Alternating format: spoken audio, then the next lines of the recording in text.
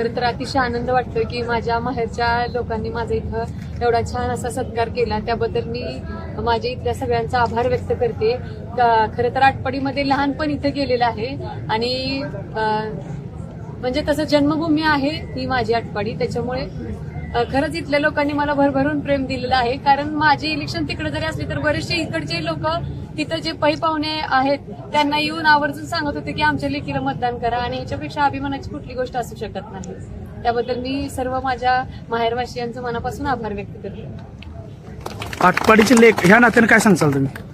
मी आटपाडीचे लेख या नात्याने एवढंच सांगू इच्छिते की ज्याप्रमाणे पंढरपूरमध्ये सर्वसामान्य लोकांनी निवडणूक हातात घेतली आणि सर्वसामान्य स्वाभिमानी लोकांनी त्यांचा स्वाभिमान जपण्यासाठी माझ्यासारख्या सर्वसामान्य कुटुंबातून एक वर आलेल्या, म्हणजे ज्याप्रमाणे नानांना लोकांनी 9 पासून ते 19 पर्यंत साथ दिली होती, तशीच साथ मला पंढरपूरकरांनी दिली. इथल्या लोकांना मी एवढंच आवाहन करेन की काम करणाऱ्या लोकांच्या पाठीमागे भक्कमपणे उभं राहणं खूप गरजेचं आहे. आणि आता तुम्ही ज्यांना निवडून दिलेलं आहे त्यांच्या पाठीमागे तुम्ही हात धुवून लागा की आपल्या शहराच्या विकासाच्या दृष्टिकोनातून त्यांनी देखील तितकं काम करणं गरजेचं आहे.